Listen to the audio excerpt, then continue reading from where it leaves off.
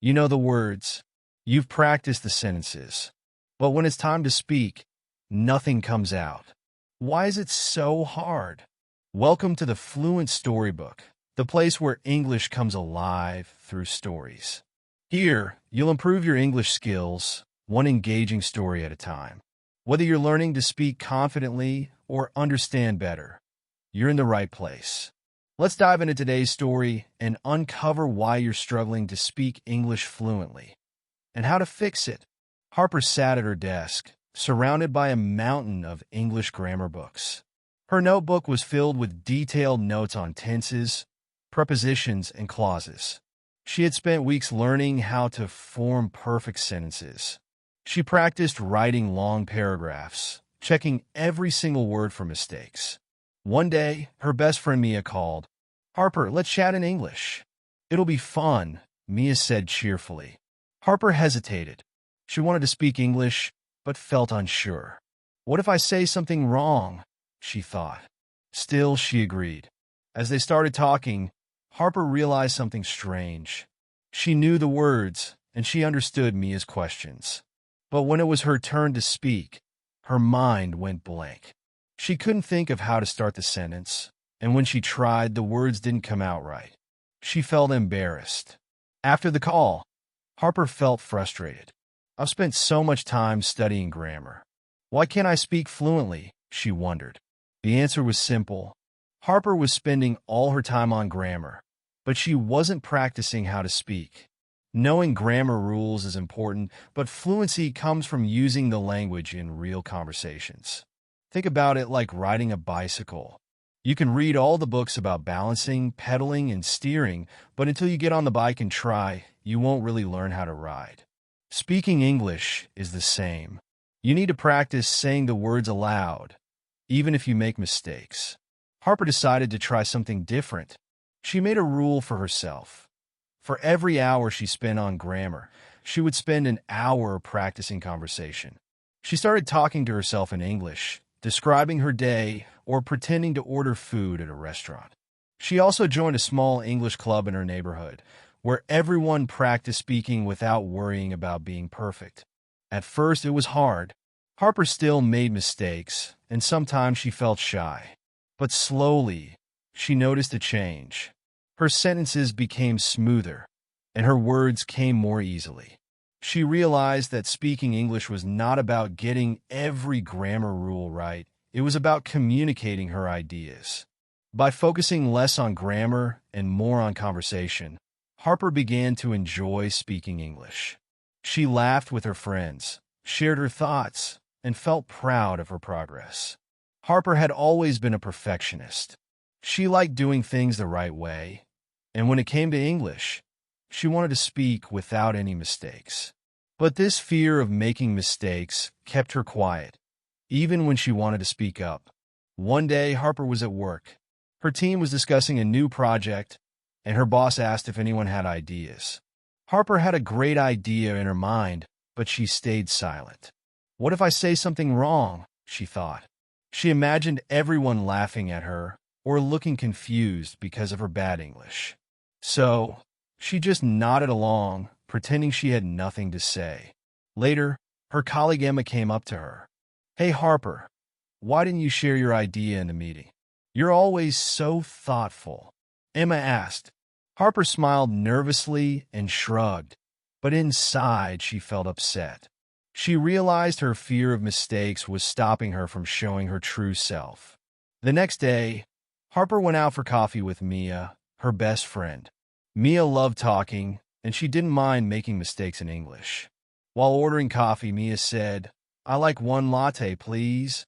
The cashier smiled and said, "You mean, I'd like one latte?" Mia laughed and said, "Oh yes, that's what I meant." Harper was amazed. Mia didn't get embarrassed or upset. She simply laughed and corrected herself. The mistake didn't stop her, it helped her learn. Harper realized something important. Mistakes are not bad. They are part of learning. Still, Harper wasn't sure if she could be as brave as Mia. She decided to test herself. The next time her team had a meeting, Harper forced herself to speak, even though she felt nervous. Her voice shook as she said, "I have idea about this project." Her boss smiled and said, "Great. Tell us more." Harper noticed that no one laughed or looked at her strangely. Instead, they listened carefully to her idea. Later, her boss thanked her for contributing. Harper felt proud, even though she knew her sentence wasn't perfect. She realized that people cared more about her ideas than her grammar. To overcome her fear of mistakes, Harper started setting small challenges for herself. At the grocery store, she asked the cashier questions in English, even if she stumbled over her words. When she met new people, she introduced herself in English, even if she didn't sound perfect. With each step, Harper's confidence grew. She learned that mistakes were not the end of the world. In fact, they were like stepping stones helping her get closer to fluency. Every time she made a mistake, she asked herself, "What can I learn from this?" By embracing her mistakes, Harper discovered that she didn't have to be perfect to communicate. She just had to be brave enough to try. Harper loved the idea of becoming fluent in English. She imagined herself speaking smoothly, making new friends, and impressing her colleagues. To make this dream a reality, she set a goal to practice English. She even bought a planner to keep track of her progress. At first, Harper was excited. She decided to dedicate every Sunday to practicing English. On the first Sunday, she sat down with her notebook and practiced writing sentences. She read a few pages of an English book and watched a short English video. By the end of the day, she felt proud. But the following Sunday, something came up. Her family planned a trip to the park, and Harper thought, "I'll skip this week and practice next time." The week after that, she felt too tired and told herself, "I'll make up for it later." Before she knew it, an entire month had passed without any practice. One day, Harper tried to have a conversation in English with her friend Mia. She struggled to find the right words, and her sentences were slow and clumsy. Harper felt frustrated. "Why am I not improving?" she asked herself. The answer was clear. Harper wasn't practicing consistently. Learning a language is like growing a plant. If you water it every day, it will grow strong and healthy. But if you water it once in a while and forget about it, the plant will wither. The same is true for English. Harper decided to make a change. She realized that waiting for a perfect time to practice wasn't working. Instead, she needed to fit English into her daily routine. She started small, practicing for just 10 minutes a day. In the morning, Harper listened to an English podcast while brushing her teeth. On her way to work, she repeated simple sentences to herself like, "Today I will work on my project." During lunch, she read an English article online, even if she didn't understand every word. At first, it was challenging to stay consistent. Some days, Harper felt too busy or lazy. But she reminded herself of her goal, to speak English fluently. She put sticky notes around her house that said, "Practice your English today." Slowly, practicing English became a habit. Harper realized that short, daily practice was more effective than long sessions once a week. By practicing every day, she kept English fresh in her mind. She started to remember new words and use them naturally in sentences. One evening, Harper decided to watch an English movie without subtitles. To her surprise, she understood most of the dialogue. She felt proud of herself and realized how far she had come. Consistent practice didn't just improve Harper's English. It also boosted her confidence. She no longer worried about forgetting words or feeling stuck. Instead, she focused on showing up every day, even if it was just for a few minutes. Harper's journey taught her an important lesson. Fluency is not about big, perfect efforts. It's about small, steady steps. With consistent practice, she turned her dream of speaking English fluently into a reality. Harper always believed that learning English was about studying books and practicing grammar. Listening to English speakers didn't seem as important to her. She thought, "Why should I listen when I need to focus on speaking?" But this mindset started to hold her back.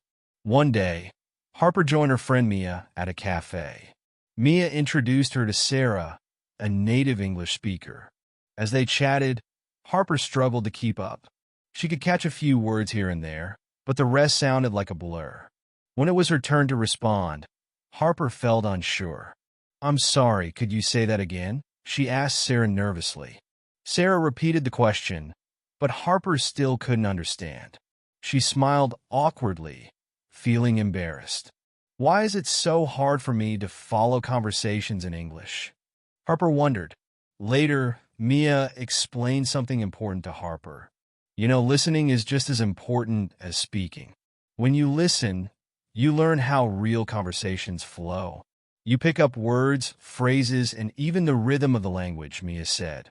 Harper realized that she hadn't been giving enough attention to listening. She mostly read books, wrote notes, and practiced speaking by herself. But when it came to hearing real English, she avoided it because it felt too fast and difficult. Harper decided to change her approach. She started with something simple, listening to short English podcasts for beginners. At first, she paused the audio after every sentence, trying to understand the words. It felt slow and frustrating, but she kept going. A week later, Harper tried watching a movie with English subtitles. She chose a fun movie she already knew in her native language. She listened carefully to the characters' words while reading the subtitles. Slowly, she started recognizing common phrases like, "How are you?" or "What's going on?" Over time, Harper made listening a daily habit. She listened to English songs while cooking and repeated the lyrics to herself. She watched short videos on YouTube, pausing to mimic the way people spoke. She even started listening to news in English, focusing on the tone and pronunciation. One day, Harper noticed a big difference. At another cafe meeting, Sarah spoke to her again. This time, Harper understood most of what Sarah said. She smiled and replied confidently. "Wow, Harper, your English has improved so much," Sarah said with a grin. Harper felt proud. She realized that listening had not only improved her understanding but also her speaking. By hearing how native speakers used words and sentences, she could mimic their style and sound more natural. Listening helped Harper learn the little things she couldn't find in books, like slang words, expressions, and how to emphasize certain words. It also taught her how to respond quickly in conversations, making her feel more confident. Harper's journey showed her that listening wasn't just a passive activity. It was an active way to learn. By listening more, she built a strong foundation for speaking. She no longer felt lost when hearing English, and every conversation became a chance to grow. Harper was her own toughest critic. Every time she tried to speak English, she would replay the conversation in her head, picking apart every mistake. If she mispronounced a word or forgot a phrase, she'd think, "Why am I so bad at this?" One evening, Harper attended an English workshop at her community center. The instructor asked everyone to introduce themselves. When it was Harper's turn, she nervously said, "Hello, my name is Harper. I live here for 3 years." The instructor smiled warmly and said, "Great job, Harper. But remember, I have lived here for 3 years."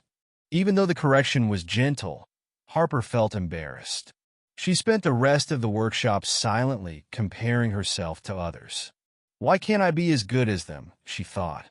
That night, she told Mia about her experience. Mia listened and then said, "Harper, you're being way too hard on yourself. Do you know how brave you are just for speaking up? English isn't your first language, and you're learning. That's amazing." Harper thought about what Mia said. She realized she had been so focused on her mistakes that she was ignoring her progress. Every time she spoke, she learned something new. She started to understand that comparing herself to fluent speakers wasn't fair. They had years of experience while she was just starting. To change her mindset, Harper began celebrating small victories. If she spoke one clear sentence, she told herself, "That was great." If she tried a new word, even if it didn't come out perfectly, she thought, "I'm learning and that's what matters." One day, Harper had a chance to speak with her boss in English. She made a few mistakes, but she pushed through. Her boss smiled and said, "Thank you for sharing your ideas, Harper. You've improved so much." Hearing this, Harper felt a wave of pride.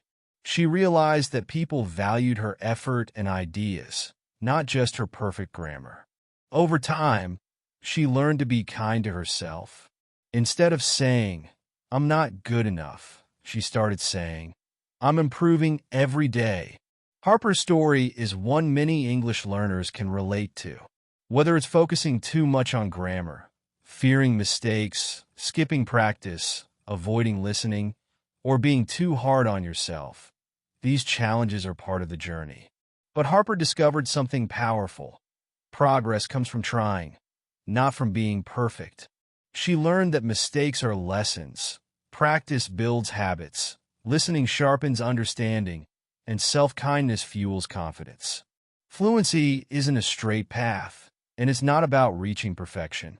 It's about showing up every day, speaking even when you're scared, and celebrating every step forward. So, if you're struggling to speak English fluently, remember Harper's journey. Take it one word, one sentence, and one conversation at a time. You're doing better than you think, and every effort you make is bringing you closer to your goal. Thank you for being part of the Fluent Storybook. If this story inspired you, check out our next video, where we'll share even more tips to boost your English fluency. See you there!